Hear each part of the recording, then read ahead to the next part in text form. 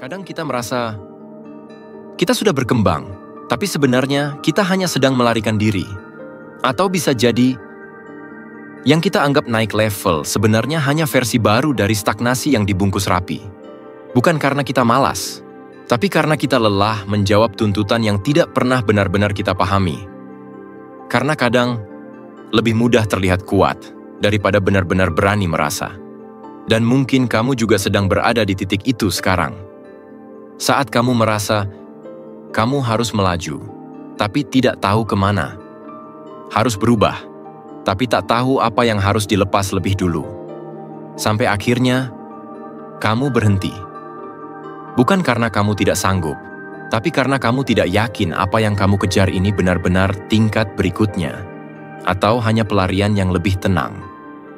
Sokrates pernah berkata, hidup yang tak direfleksikan bukanlah hidup yang layak dijalani. Tapi hidup yang terlalu banyak dipikirkan juga bisa membuat kita lupa. Hidup itu untuk dijalani, bukan untuk terus direncanakan. Dan mungkin kamu pernah merasa bahwa semua orang di sekitarmu sudah bergerak cepat, sementara kamu masih di tempat yang sama. Bisa jadi, kamu sedang stagnan. Atau bisa juga, kamu sedang mengakar lebih dalam, mempersiapkan lompatan yang tidak bisa dilakukan siapapun selain dirimu sendiri. Hari ini, kita akan menyusuri 11 strategi stoik. Bukan untuk jadi lebih hebat dari orang lain, tapi untuk menjadi versi dirimu yang lebih tenang, yang tahu kapan harus melangkah, dan tahu kapan harus berdiri diam dan mengamati. Setiap strateginya tidak dibuat untuk memaksa kamu berubah besar-besaran, tapi untuk memperkenalkan kembali hal-hal sederhana yang sebenarnya sudah kamu tahu, tapi kamu abaikan karena dunia terlalu bising. Jadi tenang saja. Narasi ini bukan untuk membuatmu merasa tertinggal, tapi untuk mengajakmu duduk, menoleh ke dalam, dan jujur kepada diri sendiri. Apa kamu benar-benar naik level, atau hanya sibuk berpura-pura? Tonton sampai akhir. Jangan lupa berlangganan. Kita akan menyusuri ini bersama, pelan-pelan, sampai kamu bisa berdiri, bukan karena harus, tapi karena kamu akhirnya siap. Sekarang, mari kita mulai.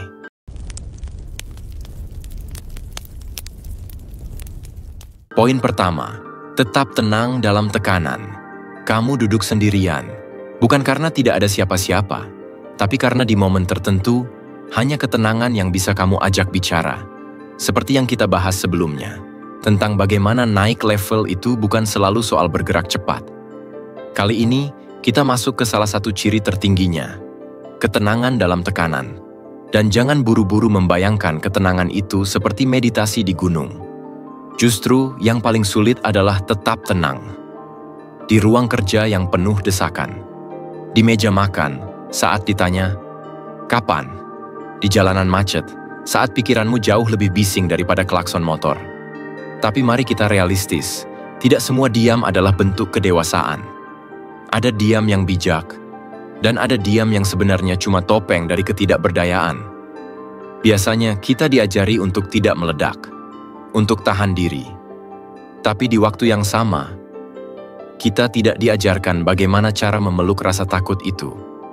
Kita hanya disuruh sabar, tapi tak pernah benar-benar ditunjukkan caranya menjadi kuat. Padahal, menurut para peneliti, saat kamu memilih untuk diam dan tenang, sistem saraf parasimpatikmu aktif. Detak jantungmu turun perlahan, tekanan darah stabil, dan tubuhmu, meski sedang bergemuruh dalam, mulai berdamai dengan situasi. Bukan karena masalahnya hilang, tapi karena tubuhmu memutuskan untuk tidak melawannya dengan ketakutan. Kamu tahu istilah duck syndrome? Di atas air, seekor bebek terlihat mengapung tenang, tapi di bawahnya, ia mengayuh dengan panik, hanya agar tak tenggelam. Nah, bisa jadi itu kamu. Kamu yang tampak tenang, tapi setiap malam diam-diam menahan napas. Kamu yang terlihat kuat, tapi takut satu suara saja bisa membuatmu runtuh. Tapi justru di sanalah titik baliknya. Ketika kamu mulai sadar bahwa ketenangan bukan menolak rasa takut, tapi berjalan berdampingan dengannya. Dalam budaya yang mendorong kita untuk selalu baik-baik saja, kadang ketenangan terlihat seperti keacuhan. Tapi mungkin itu cuma tanda bahwa kamu sedang memilih untuk tidak menambah kerusakan. Karena kamu tahu, dunia sudah cukup bising, dan seseorang harus tetap tenang, walau hanya satu orang. Kamu. Seperti yang dikatakan Marcus Aurelius, jika kamu marah pada sesuatu di luar kendalimu, kamu sedang membuang kekuatanmu untuk hal yang sia-sia. Jadi, bukan berarti kamu tak boleh marah, tapi pilih dengan sadar kapan harus bicara dan kapan cukup memandang dalam diam. Bayangkan jika di tengah kekacauan besok pagi, kamu tidak terbawa ombaknya. Kamu tetap tenang, bukan karena tidak peduli, tapi karena kamu tahu ada hal yang lebih penting untuk dijaga, dirimu sendiri. Dan kalau kamu bisa melatih ini, perlahan-lahan kamu akan mengerti bahwa ketenangan bukanlah kelemahan, tapi kekuatan paling senyap yang hanya dimiliki oleh mereka yang benar-benar belajar bertahan. Mari kita lanjut. Karena setelah kamu tenang, langkah berikutnya adalah menyaring energi yang masuk ke dalam hidupmu. Poin kedua, singkirkan energi negatif. Kadang, yang bikin kita capek bukan karena hidup terlalu keras, tapi karena kita membiarkan terlalu banyak hal menempel tanpa kita sadari. Pernah nggak sih? Kamu merasa satu hari penuh lelah, padahal secara teknis, kamu nggak ngapa-ngapain yang berat? Kamu cuma duduk, dengerin, merespons, tapi entah kenapa, malamnya kamu nggak bisa tidur. Pikiranmu kusut, emosimu hilang arah, dan kamu mulai bertanya dalam hati, ada apa dengan aku hari ini? Mungkin kamu sedang menggendong sesuatu yang bukan milikmu. Energi negatif dari sekelilingmu, dari orang, dari situasi, dari kata-kata. Semua nempel, tanpa izin, tapi kita biarkan tinggal terlalu lama.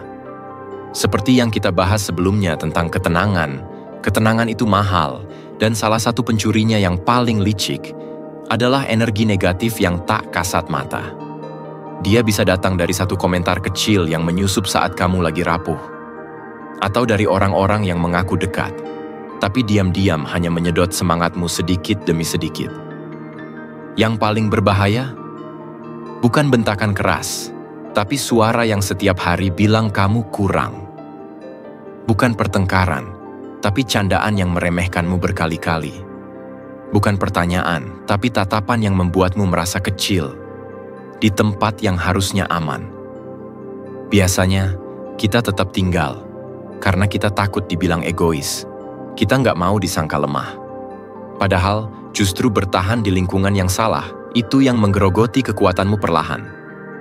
Ada peneliti yang menyebut, lingkungan sosial yang negatif bisa melemahkan sistem imun tubuh, dan stres kronis bisa mengganggu kerja otak. Itu bukan perasaan, itu fakta. Kita sering mikir, ya udahlah, aku sabar aja. Tapi apa jadinya kalau kamu ternyata sabar di tempat yang sebenarnya sedang menyakiti kamu? Kita sering bilang, aku cuman gak enakan. Tapi apakah kamu juga gak enakan ke dirimu sendiri? Coba bayangin begini, kamu berdiri di ruang penuh asap. Kamu batuk, sesak, pusing. Tapi kamu gak keluar. Karena kamu pikir, ya, ini bukan asap yang berbahaya kok. Padahal jelas-jelas kamu nggak bisa bernapas.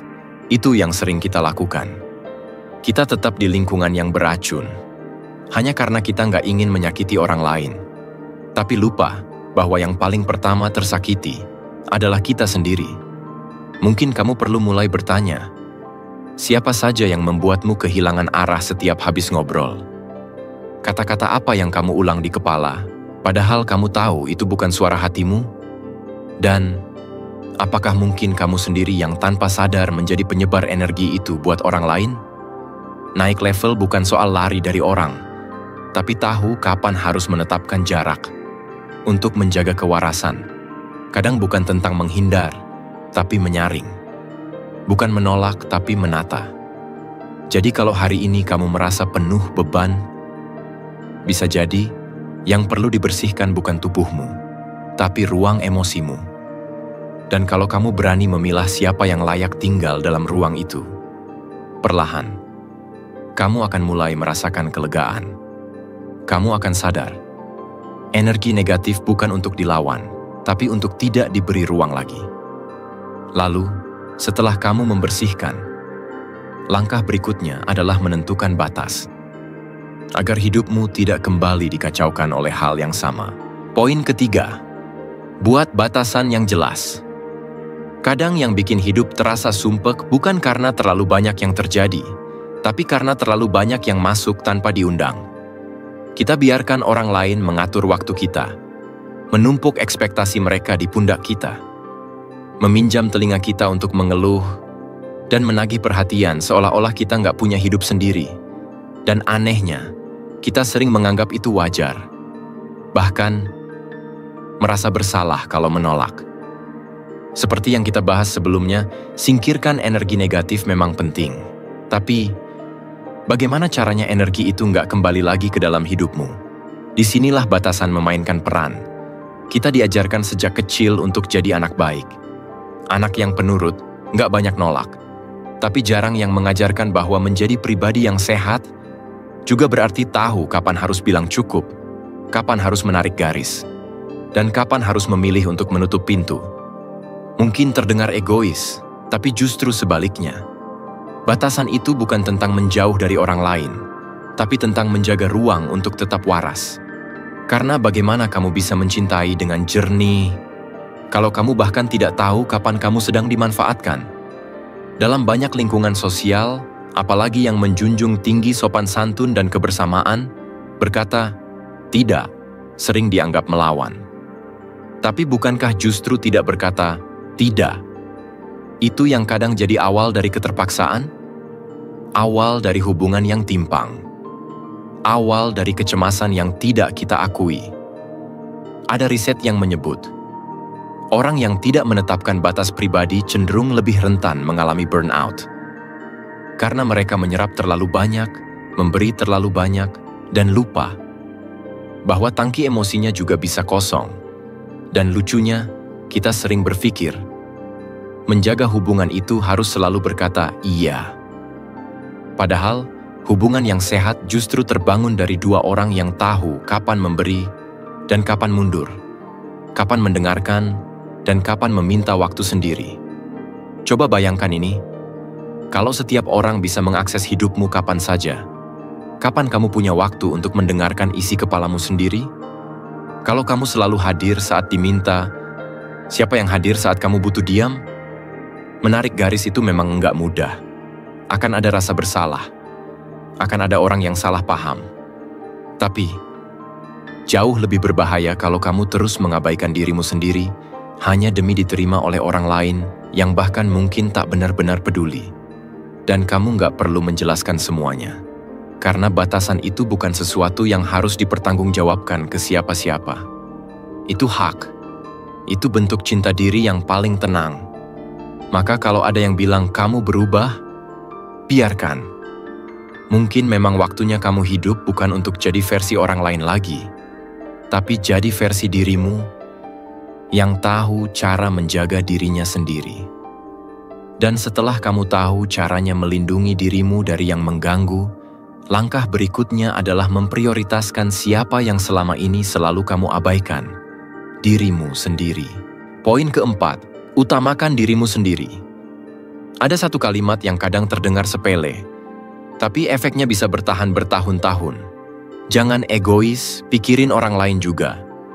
Kalimat itu mungkin datang dari orang tua, dari guru, atau dari lingkungan yang menanamkan bahwa hidup adalah tentang memberi, tentang mengalah, tentang mendahulukan orang lain agar terlihat baik. Dan akhirnya, banyak orang yang tumbuh dengan keyakinan bahwa dirinya tak sepenting itu untuk diprioritaskan. Tapi seperti yang kita bahas di poin sebelumnya, ketika kamu tidak tahu cara menjaga batas, kamu juga perlahan kehilangan arah untuk menjaga dirimu sendiri. Mungkin kamu pernah merasakannya saat kamu lebih sibuk memenuhi ekspektasi orang lain, sampai lupa apa yang sebenarnya kamu inginkan. Kamu terus ada untuk orang lain, tapi tak pernah benar-benar hadir untuk dirimu sendiri. Padahal, menurut penelitian, perawatan diri yang sehat dan sadar bisa meningkatkan daya tahan terhadap stres. Hormon dopamin dan serotonin yang berperan dalam perasaan puas dan tenang akan meningkat saat kita mulai memilih diri sendiri dengan sadar. Dan disitulah keberanian itu diuji. Berani memilih diri sendiri bukan berarti mengabaikan orang lain. Justru sebaliknya, kamu tidak bisa mencintai orang lain dengan benar jika kamu belum tahu rasanya mencintai dirimu sendiri dengan jujur. Masalahnya, biasanya kita diajarkan bahwa mencintai diri sendiri itu egois, bahwa menolak permintaan orang lain itu tidak sopan, bahwa bilang tidak adalah bentuk ketidaktahuan diri. Padahal, apa yang lebih tahu diri selain seseorang yang tahu kapan dia lelah dan butuh jeda? Kita hidup di tengah budaya yang menjunjung tinggi pengorbanan, yang kadang membuat seseorang dianggap bermasalah hanya karena ingin waktu sendiri, atau karena mulai menetapkan batasan. Padahal itu bukan bentuk penolakan terhadap lingkungan, tapi bentuk penerimaan terhadap diri sendiri. Ada banyak orang yang akhirnya kehilangan arah karena terlalu sibuk jadi anak baik, teman yang bisa diandalkan, atau pasangan yang selalu mengalah. Sampai suatu hari, mereka bangun dan sadar bahwa selama ini mereka hidup, tapi bukan sebagai diri mereka. Pernahkah kamu merasa seperti itu? Hidup demi memenuhi ekspektasi orang lain, tapi tak pernah bertanya, aku ini maunya apa sih? Kalau iya, mungkin sudah waktunya kamu memprioritaskan dirimu. Bukan karena kamu egois, tapi karena kamu layak punya hidup yang kamu pilih sendiri. Kamu berhak bahagia, tanpa perlu meminta izin siapapun. Mulailah dari hal sederhana. Bangun pagi tanpa buru-buru membuka pesan dari orang lain. Ambil waktu untuk bernapas. Pikirkan apa yang kamu butuhkan hari ini, bukan apa yang orang lain ingin kamu lakukan. Dan jika memang perlu menolak, lakukan. Dengan tenang, dengan tegas, tanpa perlu merasa bersalah. Mereka yang benar-benar peduli padamu akan mengerti. Dan jika tidak, mungkin itulah tandanya selama ini mereka tak pernah benar-benar mencintai dirimu yang utuh. Setelah kamu bisa memilih dirimu sendiri, kamu akan lebih kuat saat-saatnya tiba untuk menegaskan pendirianmu. Poin kelima, tegaskan pendirianmu. Lanjut, poin kelima, tegaskan pendirianmu. Ada kalanya, diam bukan lagi emas, bukan juga bentuk ketenangan, tapi pertanda bahwa kamu sudah terlalu lama menekan sesuatu yang sebenarnya ingin kau perjuangkan. Dan seperti yang kita bahas di poin sebelumnya, ketika kamu mulai memprioritaskan dirimu sendiri, maka akan datang satu momen krusial. Saat kamu harus memilih untuk mulai berdiri di atas keyakinanmu sendiri. Bukan hanya demi kebenaran, tapi demi identitasmu. Bayangkan ini, kamu duduk di sebuah rapat. Semua orang sepakat dengan satu keputusan, tapi hatimu bilang, ada yang salah. Dan kamu tahu, itu bukan cuma perasaan. Itu intuisi yang muncul dari logika dan pengalaman. Tapi kamu diam. Karena kamu takut dianggap menentang, takut dibilang sok tahu, takut mengganggu harmoni. Dan akhirnya kamu mengangguk, padahal jauh di dalam kamu menolak. Apakah itu bijak? Atau justru pengkhianatan terhadap dirimu sendiri? Dalam budaya yang menjunjung tinggi harmoni, kita sering diajarkan untuk menghindari konfrontasi. Bahkan meski yang kita korbankan adalah integritas. Kita tumbuh dalam lingkungan yang terlalu sering menyamakan menjaga hubungan baik dengan mengabaikan suara hati. Padahal tidak semua perbedaan adalah ancaman. Tidak semua pertentangan itu merusak. Dan tidak semua konflik harus dihindari. Pendirian yang tegas bukan tentang keras kepala, tapi tentang tahu kapan kamu harus tetap tenang dan kapan kamu perlu bicara. Ada perbedaan antara orang yang diam karena bijak dan orang yang diam karena takut. Dan ketakutan itu sering muncul dari masa lalu. Pengalaman saat pendapatmu pernah diabaikan, atau ketika kamu dipermalukan karena berbeda. Dan sejak saat itu, kamu belajar untuk mengalah. Tapi masalahnya, kalau kamu terlalu sering mengalah, lama-lama kamu lupa apa yang sebenarnya kamu yakini, siapa kamu, dan apa yang ingin kamu perjuangkan. kita hidup dalam masyarakat yang sangat kuat dengan bias konformitas. Bahkan penelitian klasik seperti eksperimen Solomon Asch menunjukkan, banyak orang lebih memilih salah asal tidak sendirian. Dan kalau kamu pikir ini hanya soal psikologi, coba ingat kapan terakhir kali kamu tahu sesuatu itu salah, tapi tetap diam, hanya karena tak ingin jadi berbeda. Mungkin itu terjadi lebih sering dari yang kamu kira. Tegas pada pendirian bukan berarti menolak sudut pandang orang lain. Justru itu memperkaya. Asal kamu tahu caranya. Ada cara yang tenang, yang halus, tapi tetap jelas. Mulai dari mengucapkan, "Aku paham maksudmu, tapi izinkan aku punya pandangan yang berbeda." Atau, "Aku percaya ini penting untuk dibicarakan." Tidak perlu emosional, tidak perlu keras, tapi tetap kuat. Karena kadang, suara paling tajam adalah yang disampaikan dengan nada paling lembut. Dan keberanian paling kuat adalah saat kamu berdiri sendirian dalam kebenaran, meski semua orang sedang duduk nyaman dalam kebohongan. Jadi, kalau hari ini kamu merasa ragu, tanyakan pada dirimu, apakah aku sedang menjaga kedamaian atau sedang mengkhianati nuraniku sendiri? Jika jawabanmu membuatmu tidak bisa tidur malam ini, mungkin sudah waktunya kamu bicara. Karena setelah kamu tahu bagaimana menyuarakan pendirianmu, barulah kamu bisa benar-benar menetapkan kemana arah hidupmu. Poin ke-6, tetapkan arah hidupmu. Kadang kamu bangun pagi, menyentuh ponsel, menggulir layar, menyikat gigi sambil menatap cermin. Dan di tengah rutinitas yang tampak biasa, terdengar pertanyaan kecil yang diam-diam menggema. "Aku ini sedang menuju kemana ya?" Pertanyaan itu tak selalu muncul dalam suara yang jelas. Kadang hanya berupa rasa hampa, atau kekosongan yang kamu rasakan di tengah pencapaian. Kamu sibuk, kamu terlihat berhasil, tapi kenapa semua ini terasa tidak cukup? Kita hidup di zaman yang serba cepat. Segalanya berlari. Informasi, ekspektasi, bahkan validasi. Dan ironisnya, dalam kecepatan itu, banyak yang justru kehilangan arah. Seperti yang kita bahas di poin sebelumnya, memiliki pendirian adalah pondasi. Tapi tanpa arah, pondasi itu tak membawa kita kemana-mana. Hidup jadi seperti berlayar tanpa tujuan. Angin bisa mendorongmu jauh, tapi tanpa arah, kamu hanya terombang-ambing. Yang sering luput disadari, banyak dari kita sebenarnya tidak benar-benar memilih jalan hidupnya sendiri. Kita ikut arus. Kita memilih yang aman. Kita menyusuri jalur yang wajar. Sampai akhirnya sadar, kita sedang menjalani hidup yang tak pernah benar-benar kita inginkan.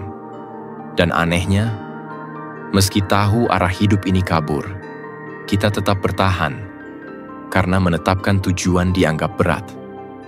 Karena menetapkan arah berarti mengambil tanggung jawab.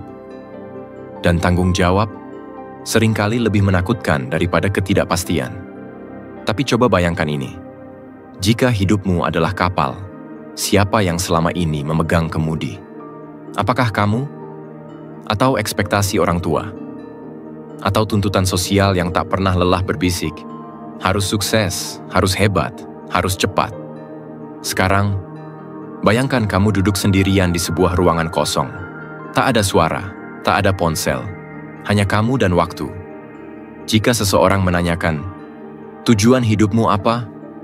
Apa kamu bisa menjawabnya tanpa menyebut nama pekerjaan atau jumlah penghasilan?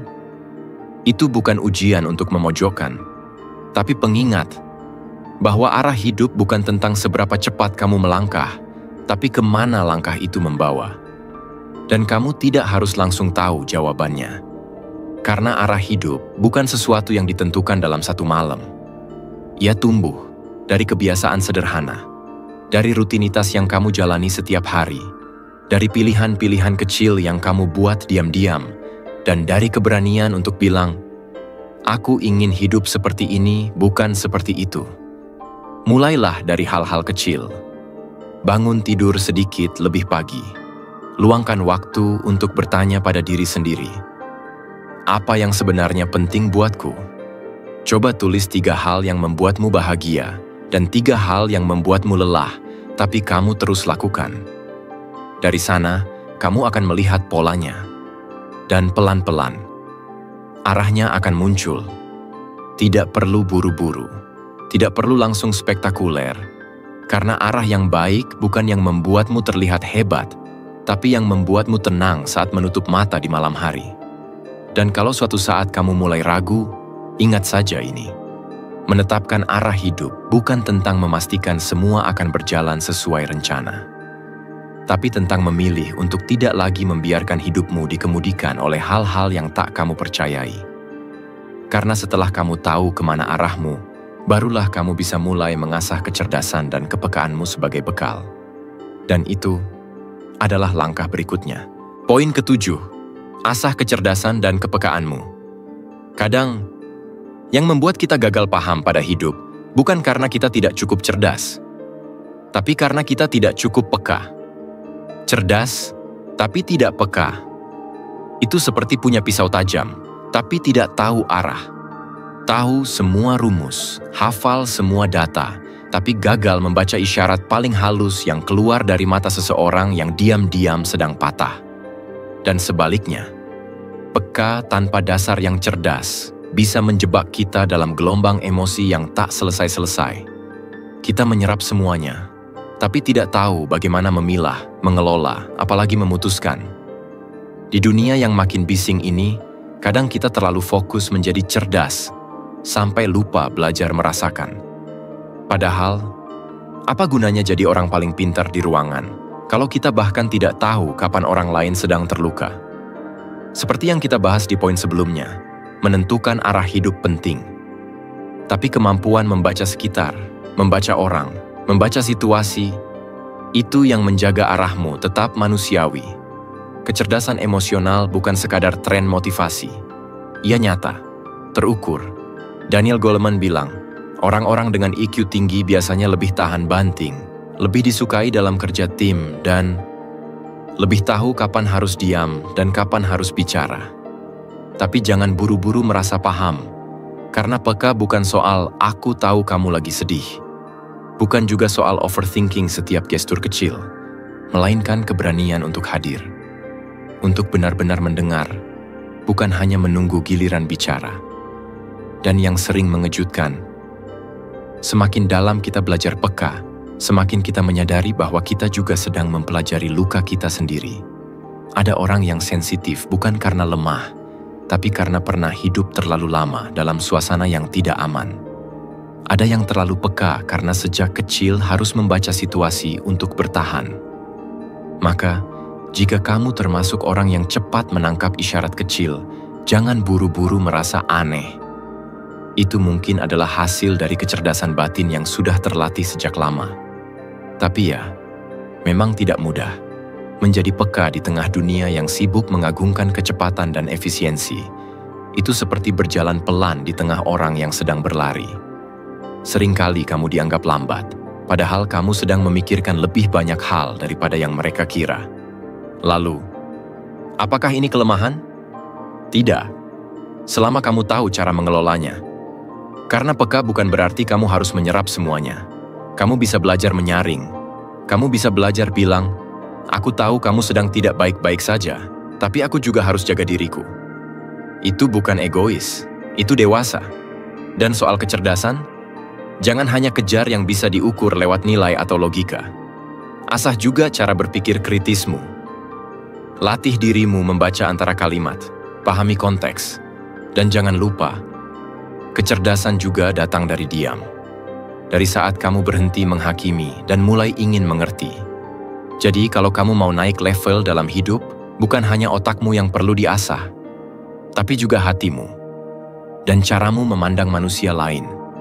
Karena setelah kamu bisa mengasah keduanya, kamu akan paham bahwa kebaikan bukan kelemahan. Dan itulah langkah berikutnya. Poin ke-8, pelihara sikap penuh kebaikan. Kadang kita lupa bahwa menjadi baik itu tidak harus selalu menjadi lemah. Karena, seperti yang kita bahas sebelumnya, ketika kepekaan mulai terasa, maka kebaikan bukan lagi cuma soal sopan santun atau basa-basi, melainkan keberanian untuk tidak membalas dunia dengan cara yang sama saat dunia menyakitimu. Tapi, Sejujurnya, siapa yang tidak pernah merasa lelah saat niat baik disalahpahami, sikap ramah dicurigai, atau keikhlasan dibayar dengan pengkhianatan kecil yang menyelip di antara senyuman? Pernah? Kau bantu orang, tapi yang kamu dapat justru dinginnya sikap, bahkan diam yang tajam. Lucunya, kamu tetap lanjut membantu orang lain, padahal kamu sendiri sedang kehabisan tenaga.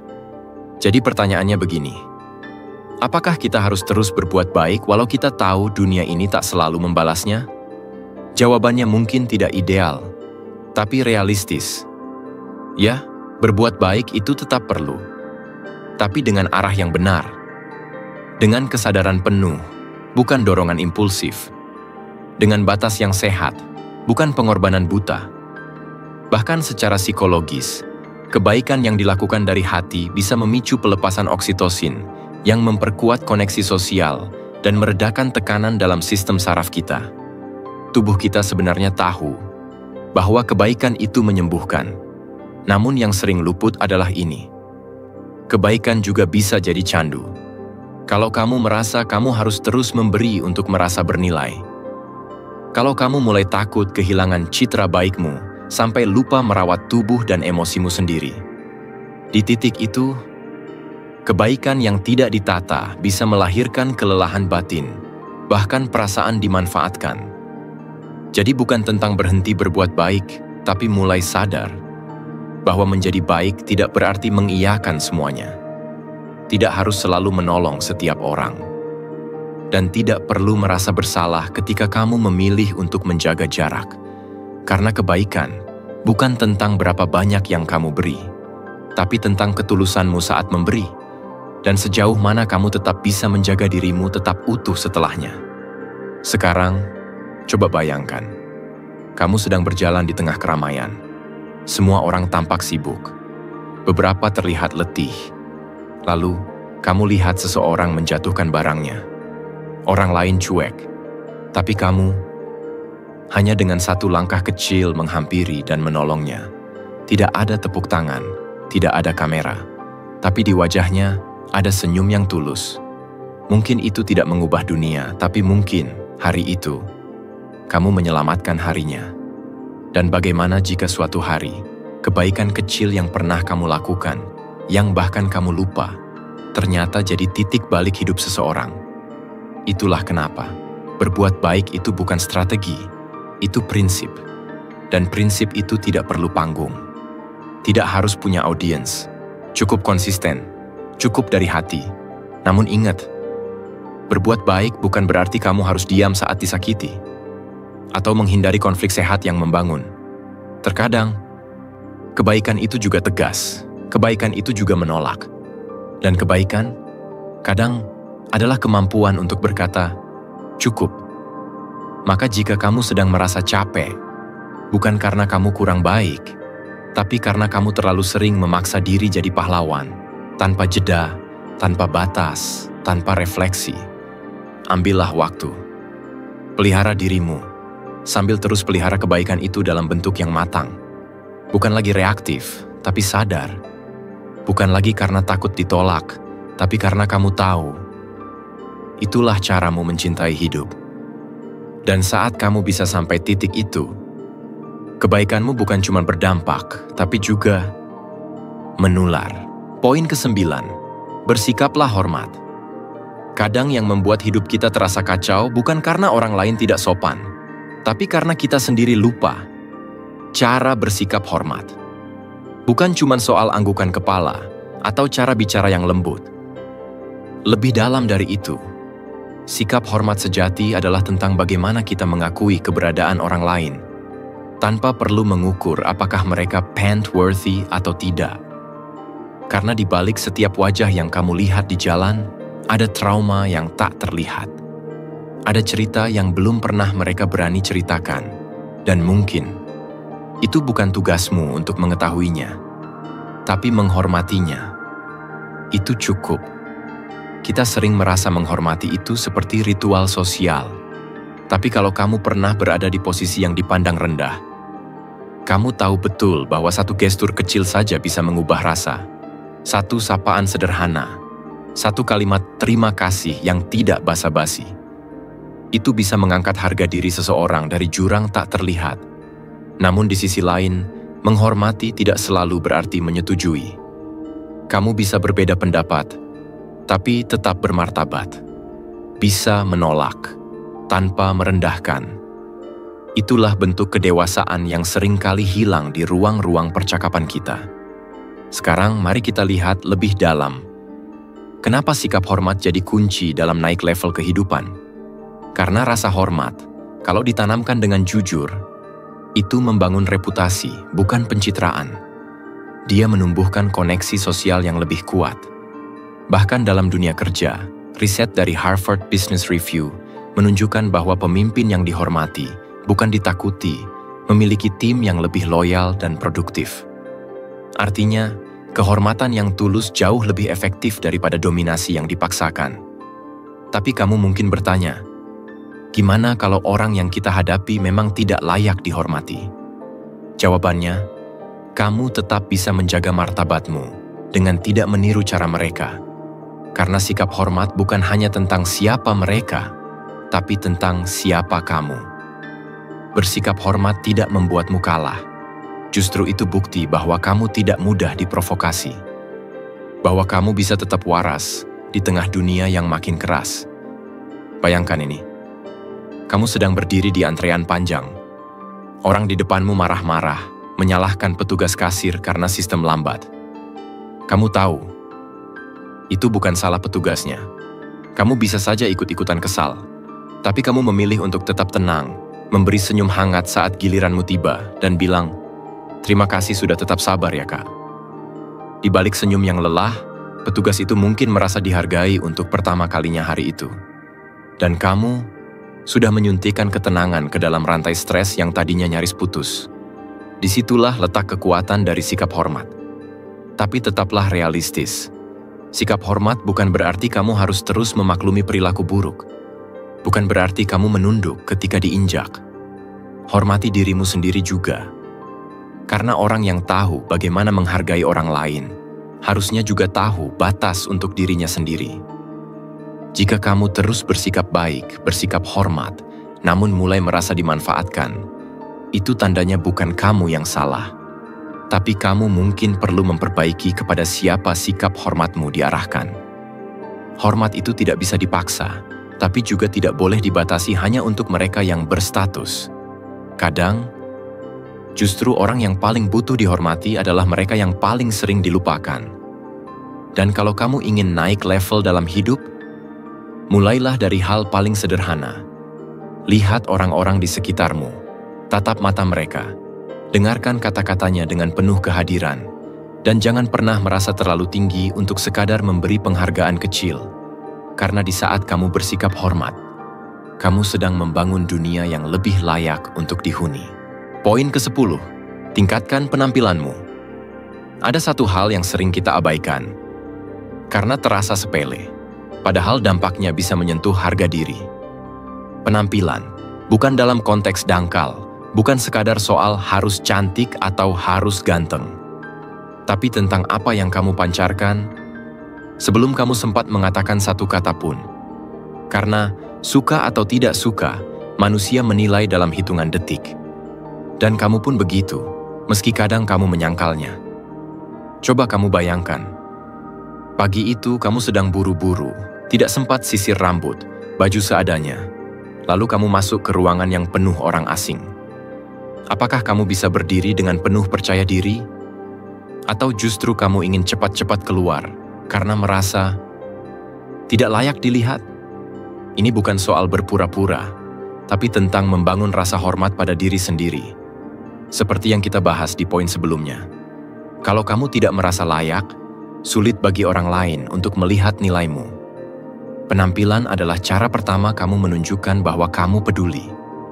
Dan lucunya, ketika kamu mulai merawat penampilanmu, kamu tidak hanya terlihat berbeda, kamu juga mulai berpikir berbeda. Ada studi tentang enclothed cognition yang menunjukkan bahwa apa yang kamu kenakan bisa memengaruhi cara kamu merasa, berpikir, dan bertindak. Pakaian yang rapi, nyaman, dan tepat bisa meningkatkan performa otak, rasa percaya diri, bahkan postur tubuh. Tapi mari kita pelan.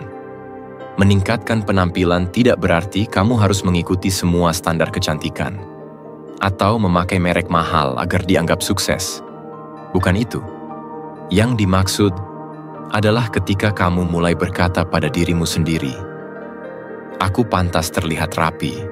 Aku pantas tampil baik, bukan karena orang lain, tapi karena aku menghormati diriku." Itu bisa sesederhana menyisir rambutmu dengan niat penuh, memilih pakaian yang kamu sukai dan nyaman kamu kenakan, atau memperbaiki postur tubuh, berdiri lebih tegak, berjalan lebih tenang, karena postur tubuh itu adalah bahasa dari apa yang kamu yakini tentang dirimu. Dan seringkali kita lupa melatih bahasa itu. Padahal, kamu bisa bicara banyak tanpa berkata apa-apa. Sekarang coba bayangkan dirimu di depan cermin, versi terbaik dari kamu berdiri di sana. Bukan karena dia lebih kurus atau lebih putih, tapi karena dia tampak nyaman dengan dirinya sendiri. Dia tidak mencoba menjadi orang lain, dia tahu siapa dirinya. Lalu kamu tanya dalam hati, apa yang perlu aku ubah agar bisa sampai ke sana? Mungkin jawabannya bukan makeover total, tapi kebiasaan kecil yang kamu lakukan terus-menerus. Dan ini penting, jangan sampai kamu terjebak membenci dirimu karena belum seperti orang lain. Penampilan yang sehat lahir dari rasa syukur, bukan rasa malu. Dari cinta terhadap tubuh yang kamu miliki, bukan dari penolakan atas bentuknya. Kamu tidak harus menunggu sempurna dulu baru mencintai dirimu, karena justru cinta itu yang akan membawamu perlahan ke bentuk terbaikmu. Versi kamu, bukan versi siapapun. Tapi mari juga realistis. Ada tekanan sosial yang bisa menyusup diam-diam, mengubah upaya memperbaiki penampilan jadi obsesi. Jadi tolong, selalu kembalikan pertanyaannya ke dalam dirimu. Aku melakukan ini untuk siapa? Kalau jawabannya bukan untukku, mungkin kamu perlu berhenti sebentar. Tinjau ulang. Karena kamu berhak tampil baik, tanpa harus merasa jadi milik orang lain. Dan kalau kamu merasa belum tahu harus mulai dari mana, mulailah dari hal kecil. Jaga kebersihan, rapikan tempat tidurmu, sisir rambutmu dengan sabar. Pilih warna baju yang bikin kamu merasa damai. Lama-lama, tubuhmu akan belajar bahwa kamu layak dirawat. Dari situlah kamu pelan-pelan naik level. Bukan karena kamu jadi terlihat berbeda, tapi karena kamu merasa bahwa kamu pantas tampil seperti seseorang yang punya arah. Karena seperti halnya dalam filsafat Stoik, yang terlihat di luar adalah refleksi dari kedalaman batin. Dan kamu punya hak untuk memancarkan itu setiap hari, dengan tenang, dengan wibawa. Dan tentu saja, tanpa harus menjadi orang lain.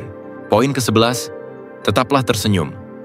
Ada satu hal yang kelihatannya sederhana, tapi ternyata bisa menyelamatkan seseorang, bisa mengangkat diri yang patah, bisa memberi cahaya bahkan di tengah gelap yang tak berujung. Senyum. Tapi tunggu sebentar. Kita sering diajarkan bahwa senyum itu tanda bahagia. Padahal, kenyataannya, kadang senyum adalah satu-satunya perlindungan yang tersisa. Sebuah lapisan tipis yang menutup luka yang tidak bisa diceritakan dengan kata. Kamu pasti pernah di posisi itu. Senyum di tengah lelah. Senyum padahal dalam hati ingin menangis. Senyum karena kalau kamu diam saja, orang akan mulai bertanya. Dan kamu sedang tidak ingin menjelaskan apa-apa. Seperti yang kita bahas di poin sebelumnya, penampilan mencerminkan penghormatan pada diri. Maka, senyum adalah cara kita tetap memilih kelembutan, bahkan ketika dunia sedang tidak lembut pada kita. Tapi bukan berarti kita harus selalu tersenyum. Tidak setiap waktu. Tidak pada semua orang. Karena senyum pun bisa melelahkan kalau kamu memakainya hanya untuk bertahan. Kalau kamu harus selalu tersenyum supaya orang lain tidak kecewa, maka kamu sedang menukar ketenanganmu dengan ekspektasi mereka. Senyum bisa jadi bentuk pengendalian diri, tapi bisa juga jadi bentuk penyangkalan. Jadi, bagaimana membedakannya? Senyum yang datang dari ketenangan adalah senyum yang lembut, tidak memaksa, seperti embun yang datang pagi-pagi. Ia tidak berisik, tapi hadirnya menyejukkan. Senyum ini tidak selalu lebar, tapi kamu bisa melihatnya di mata seseorang. Sementara senyum yang lahir dari luka yang belum diberi ruang untuk bernapas, biasanya rapuh, terlihat hangat di luar, tapi dingin di dalam. Penelitian pun mendukung ini. Tersenyum memang bisa memicu hormon bahagia seperti dopamin dan serotonin. Tapi ketika dilakukan hanya sebagai tameng, tanpa memberi ruang untuk memproses emosi, maka yang terjadi bukan healing, tapi numpuk. Dan semua yang ditumpuk, suatu saat akan tumpah. Jadi, bagaimana caranya tetap tersenyum, tapi tidak membohongi diri? Mungkin kamu bisa mulai dari satu hal. Tersenyumlah hanya ketika kamu merasa punya kendali atas senyum itu. Bukan karena orang lain menuntutmu, tapi karena kamu memilih untuk memberi cahaya, tanpa harus memadamkan dirimu sendiri. Kalau hari ini kamu sedang tidak ingin tersenyum, tak apa. Kadang diam lebih jujur, kadang mengangguk pun cukup. Tapi kalau kamu bisa, berikan senyuman yang ringan, yang tidak dibuat-buat. Senyuman yang bahkan kamu sendiri tidak sadar telah kamu berikan. Saat kamu merasa damai, dan percaya atau tidak, senyuman yang seperti itu bisa menyelamatkan seseorang yang diam-diam sedang lelah. Karena seperti kata beberapa penelitian, melihat orang lain tersenyum dapat memicu respons empatik di otak. Seolah tubuh kita ikut percaya bahwa dunia masih aman untuk ditinggali. Bayangkan ini. Kamu sedang di dalam lift, hari yang panjang. Ada seseorang berdiri di pojok. Kamu menoleh, tatapannya kosong, dan kamu hanya memberikan senyum kecil. Tidak ada kata, tidak ada basa-basi, tapi entah kenapa, dia menghela napas, lalu tersenyum juga. Mungkin hari itu ia merasa sedikit kurang sendiri. Itulah kekuatan senyum. Tapi kekuatan itu hanya akan bekerja kalau kamu sendiri tidak kehabisan energi. Jadi, rawat dirimu. Berikan waktu untuk menangis jika perlu. Berhenti mencoba menjadi baik-baik saja setiap waktu. Karena senyum terbaik lahir dari orang yang pernah luka, tapi tidak lagi hidup di dalam luka itu. Senyumlah, bukan karena kamu dipaksa, tapi karena kamu memilih menjadi cahaya kecil, meski dunia sedang berat. Dan ketika kamu bisa tersenyum dari tempat yang jujur, itulah saat kamu benar-benar naik level. Poin kesimpulan, kalau kamu masih di sini, berarti kamu sudah meluangkan waktu. Bukan sekadar untuk menonton, tapi untuk mendengarkan, merenung, dan mungkin menantang cara berpikirmu sendiri. Dan itu adalah langkah kecil yang tidak semua orang berani ambil. Kita sudah bicara banyak tentang tekanan, tentang batasan, tentang keberanian, kepekaan, arah hidup, dan juga senyuman. Dan entah kamu sadari atau tidak, setiap poin itu bukan berdiri sendiri. Semuanya saling terhubung. Karena naik level dalam hidup bukan tentang satu lompatan besar, tapi tentang gerakan halus, yang konsisten, yang diam-diam membentukmu setiap hari. Kadang kamu tidak melihat hasilnya sekarang. Kadang tidak ada yang bertepuk tangan. Kadang tidak ada yang tahu betapa kerasnya kamu bertahan. Tapi kalau kamu bertanya, apa itu naik level yang sebenarnya? Jawabannya mungkin bukan tentang pekerjaan, bukan tentang uang, bukan tentang status, tapi tentang kamu yang semakin mengenal dirimu, yang semakin tahu kapan harus berjalan, kapan harus berhenti, yang mulai bisa menerima bahwa naik level itu tidak selalu terlihat, tapi terasa. Dan ironisnya, seringkali yang terasa paling dalam, justru yang paling sepi dari pengakuan. Tapi bukan berarti tidak berharga. Kamu pernah merasakan itu? Ketika kamu sudah berubah, tapi orang-orang di sekitarmu masih memperlakukanmu seperti yang lama? Ketika kamu mulai tenang, tapi dunia terus menyuruhmu untuk tergesa-gesa? maka izinkan aku mengingatkanmu. Tidak apa-apa jika tidak ada yang menyadari perkembanganmu. Karena seperti pohon, pertumbuhan paling penting terjadi di bawah tanah. Tak terlihat, tapi menguatkan segalanya dari dalam. Dan kamu mungkin sedang jadi pohon itu. Itu sebabnya banyak orang gagal naik level. Bukan karena mereka kurang pintar, tapi karena mereka terlalu ingin dilihat sebelum mereka benar-benar bertumbuh. Terlalu ingin diakui sebelum mereka bisa mengakui diri sendiri. Padahal, yang paling mengubah hidup adalah langkah-langkah yang terlihat sepele. Bangun lebih pagi, menyapa dengan tulus, mengatur napas di tengah emosi, menolak undangan yang tidak sesuai nilaimu, memaafkan, bahkan saat kamu tidak diminta. Itu semua adalah naik level, versi diam-diam, versi yang tidak viral, tapi bertahan lama. Dan ingat, dalam proses ini, kamu akan lelah, kamu akan ragu, kamu akan merasa, apa gunanya semua ini kalau hasilnya tidak segera kelihatan? Tapi justru saat itu, kamu sedang berada di titik paling dekat dengan perubahan. Karena di balik rasa ragu, ada kesadaran. Dan di balik lelah, ada ketahanan.